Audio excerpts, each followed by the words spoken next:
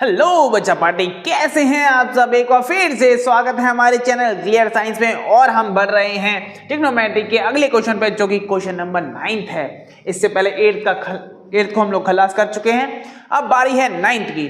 तो आइए देखते हैं क्वेश्चन क्या है। तो एक मीनार के पाद बिंदु से एक भवन के शिखर का उन्नयन कोण 30 है।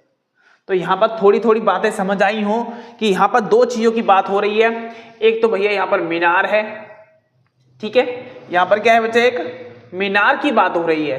दूसरा यहां पर क्या है, भवन है। दो चीजें हैं, एक मीनार है और दूसरा एक भवन है। मीनार को आप लोग टावर बोलते हो, तो यानी एक टावर है, दूसरा हमारे पास भवन होने वाला है, घर होने वाला है। तो उसके शिखर का उन्नयन कोण कितना है, 30 है। ठीक है, कितना हो गया बच्चा, 30 हो गया। यानी ये बात समझने वाली बात है। पहले तो डायग्राम बनाना पड़ेगा कि आमने सामने दोनों घर, यानी तुम्हारा भवन और सामने मीनार, दोनों आमने सामने हैं। तो ये बात तो पहले भैया मैं डायग्राम में बना लेता हूं। तो देखिए, तो डायग्राम बनाते हैं पहले हम लोग। तो ये बनाया पहले बच्चा, मैंने क्या बना लिया, भवन बना लेते हैं। ठीक है, ये आपका भवन बन गया। ठीक है, और यहीं से एक बना ली क्या, मीनार। ये मीनार हो गई। ठीक है, अब इन दोनों को ज्वाइन कर लेते हैं इस तरीके से। यहां से मैंने क्या किया, इनको ज्वाइन कर लिया। ठीक है, अब ये थोड़ा सा लग रहा होगा कि भैया भवन थोड़ा छोटा सा और मीनार थोड़ी सी ऊंची है। अब पढ़ते हैं बच्चा क्वेश्चन। एक मीनार के पाद बिंदु, तो मीनार बच्चा ये है, इसका पाद बिंदु कहां होगा, यहां पर होगा, है ना।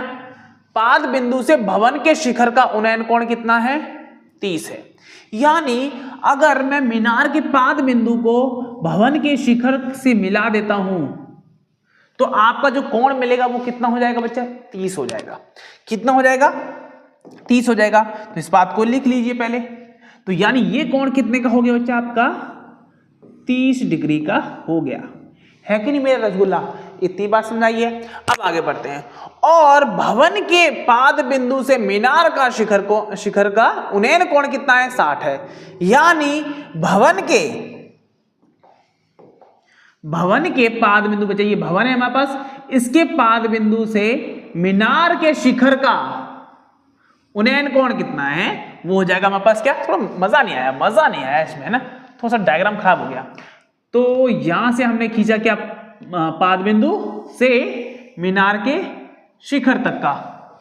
ठीक है, कोण कितना बच्चा, 60 है। तो ये बात भी आप लिख लीजिए कि भैया क्या है, 60 है हमारे पास। तो ये हमने बना दिया कितने का, 60 का कोण। ठीक है मेरे बच्चा, कोई दिक्कत। ठीक है, यदि मीनार की लंबाई, मीनार 50 मीटर ऊंची है, मीनार कितनी बच्चा, 50 मीटर, तो यहां पर हम लिख लेते हैं कितना हो जाएगा, 50 मीटर की मीनार है हमारी। ठीक है, तो भवन की ऊंचाई ज्ञात करनी है। तो भवन की ऊंचाई भैया मैं थोड़ी देर के लिए मान लेता हूं क्या, h, और थोड़ा सा नामकरण कर लिया जाए। तो नामकरण करना शुरू करते हैं। देखिए, a, ये b, ये c एंड d। तो ये हो गया हमारे पास नामकरण।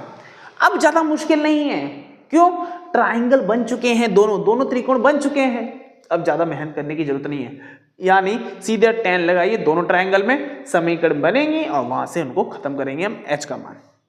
ठीक है, तो शुरू करते हैं बच्चा। तो सबसे पहले माना है बच्चा, हल करते हैं। हल,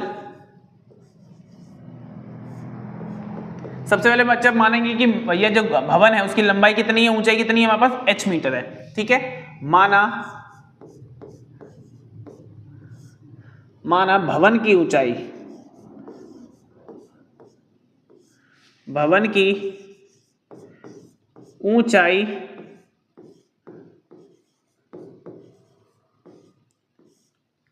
h मीटर है। ठीक है, या तो h ही रख लीजिए ना, h ही रख लेते हैं हम लोग, है ना, h है, मीटर हम बाद में लगा लेंगे। ठीक है, ये कहानी समझ आई है। अब आगे देखते हैं। अब क्या करना है वो तुम जानते ही हो, क्या करना है, बस एक ट्राइंगल पकड़ते हैं और उसके साथ खेला खेलेंगे, है ना, उसके साथ हम लोग खेला खेलेंगे। तो कौन सा ट्राइंगल लूं तुम बताओ, तुम्हें जो पसंद है। पहले मीनार वाला ले लूं या भवन वाला लूं, कौन सा अच्छा लग रहा है? चलो बड़ी मीनार है तो बड़ा बड़ा वाला लेते हैं, बड़े बंदे को पहले रखते हैं हम लोग, ठीक है। तो भैया हमने ले लिया त्रिकोण, कौन सा? ABC वाला है ना, ABC वाला, और इसमें कोण कितने का है? आपका 60 का है, ठीक है। चलो देखते हैं बच्चा, तो कलर लेते हैं हम लोग येलो, ठीक है। त्रिकोण ABC में बात कर रहे हैं हम लोग, तो कैसे होगा क्वेश्चन? तो लगाइए 10। सर हर बार 10 लगेगा? नहीं, हर बार 10 नहीं लगता है, लेकिन लॉजिक देख के लगता है। यहां पर हमें लंब पता है, कॉमन चीज क्या है? आधार BC। देखो इस त्रिकोण में भी है, इस त्रिकोण में भी कॉमन BC है, इसलिए मैं यहां पर 10 यूज कर रहा हूं, क्योंकि लंब और आधार 10 में मिलता है, ठीक है। आप जल्दी जल्दी करूंगा, नो बकवास, है ना। तो जल्दी जल्दी निपटाएंगे। tan theta is equal to किसके बराबर? लंब बट्टा आधार। लंब क्या है हमारे पास? AB, और आधार क्या है हमारे पास? BC। नीचे वाला आधार BC हो जाएगा, ठीक है। थीटा का मान बताइए बड़े ट्रायंगल के लिए ABC में 60 है, 60 है। tan 60 डिग्री, AB का मान हम जानते हैं बच्चा 50 है, 50 मीटर, और BC का मान तो भैया हमको पता ही नहीं है कि नहीं बच्चा? नहीं पता है तो मैं लिखा भी कौन सा है? tan 60 का मान बताइए जल्दी से। tan 60 का मान कितना होता है? √3, और 50 तो हमें पता है, और नीचे क्या है? BC है कि नहीं बच्चा? अब क्या करोगे? क्रॉस मल्टीप्लाई करके BC ऊपर पहुंच जाएगा, √3 नीचे आ जाएगा, है ना। BC भैया ऊपर पहुंच जाएगा, और √3 50 के नीचे आ जाएगा। तो लिखते हैं बच्चा BC ऊपर आ गया, 50 के नीचे तुम्हारा √3 आ जाएगा, और यहां पर हम निपटाएंगे √3 को, क्योंकि मुझे √3 नीचे पसंद नहीं है। आखिर √3 नहीं, मुझे कोई भी रूट का नंबर पसंद नहीं आता, ठीक है। तो यहां पर मैंने क्या किया? 3 से ऊपर गुणा कर दिया और 3 से नीचे गुणा कर दिया। तो आप ये जानते हैं कि 50 को √3 से गुणा किया तो 50 √3 बच्चा, 50 √3, और नीचे क्या मिल गया बच्चा? रूट से रूट निपट जाएगा तो 3 बच जाएगा ना, 3 आ गया। यानी BC का मान हमें समझ आ गया। सर BC का मान तो निकालना ही नहीं, हमें तो H का मान निकालना है। भैया अब उस ट्रायंगल को यूज कर लेते हैं, क्या? अब उस त्रिकोण को यूज करते हैं। तो अब उसकी बारी लेके चलते हैं। हाँ, थोड़ा इसको साइड कर लेते हैं ना, थोड़ा साइड कर लेते हैं, जगह मिल जाएगी बच्चा, हमें जगह मिल जाएगी, और थोड़ा छोटा भी कर लेंगे। चलो बाबू इधर आ जा, तो ये इधर आ गया, ज़्यादा छोटा, ज़्यादा नहीं, ज़्यादा नहीं, ज़्यादा नहीं, हाँ बिल्कुल परफेक्ट है। अब हम लेंगे बच्चा वाइट वाला, है वाइट कलर लेंगे। तो अब ट्रायंगल कौन सा लेना चाहिए बच्चा? छोटा वाला, DCB त्रिकोण लेंगे ना, यानी त्रिकोण लेंगे बच्चा, कौन सा? त्रिकोण DCB में बात करेंगे।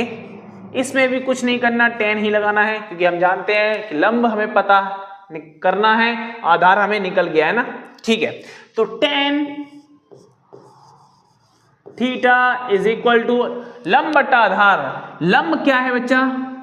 H। लंब क्या है हमारे पास? H, और आधार हमारे पास क्या है बच्चा? BC। आधार क्या है? BC। अब मान डालते हैं जल्दी से, हम लोग जल्दी से मान डालते हैं। tan थीटा का मान कितना बच्चा इस बार? इस बार है बच्चा 30, है कि नहीं? 30 है ना, ठीक है। और H हमें नहीं पता, और BC भी फिलहाल नहीं पता, पता है लेकिन हमें यहां पर पता है ना, हम उसको बाद में देखेंगे। तो tan 30 का मान बोलिए बच्चा 1/√3, और सामने H बट्टे में BC, है कि नहीं बच्चा? बट्टे में BC आ गया है, BC आ गया है। तो क्रॉस मल्टीप्लाई कर दूं, BC से गुणा हो जाएगा, √3 H के साथ पहुंच जाएगा। यानी हम कह सकते हैं बच्चा BC क्रॉस मल्टीप्लाई 1 के साथ, यानी BC बराबर √3 H के साथ गुणा हो जाएगा, यानी √3 H, है ना। और हम देख पा रहे हैं बच्चा BC का मान 50 √3/3 है, तो क्या मैं BC को हटा के बच्चा 50 √3/3 नहीं लिख सकता हूं? लिख सकता हूं। तो मैं लिखूंगा ये बात, ठीक है, ये बात मैं लिखूंगा। क्या मैं इसको समीकरण 1 बोल दूं? है ना, इसको मैं समीकरण 1 बोल सकता हूं। तो BC का मान मैंने डाला 50 √3/3, और सामने क्या है हमारे पास? H, h साथ में √3 भी तो है बच्चा, √3 भी तो है ना।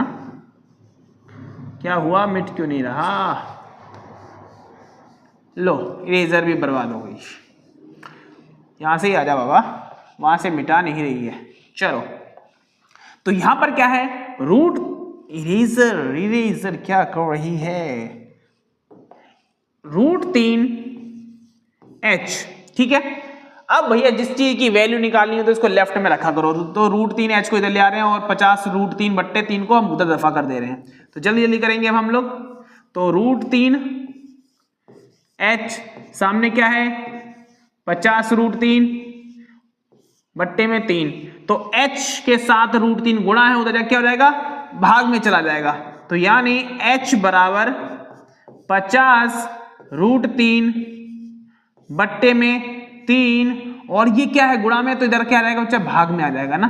तो यहां से आप देख पा रहे √3 से √3 निपट जाएगा, तो आंसर कितना आ जाएगा, 50 √3 मीटर। अतः हम कह सकते हैं कि भवन की ऊंचाई 50/3 मीटर होने वाली है। तो लिख सकते हैं बच्चा, अतः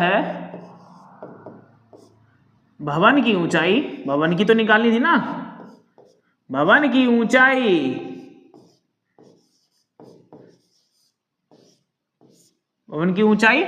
50/3 मीटर होगी।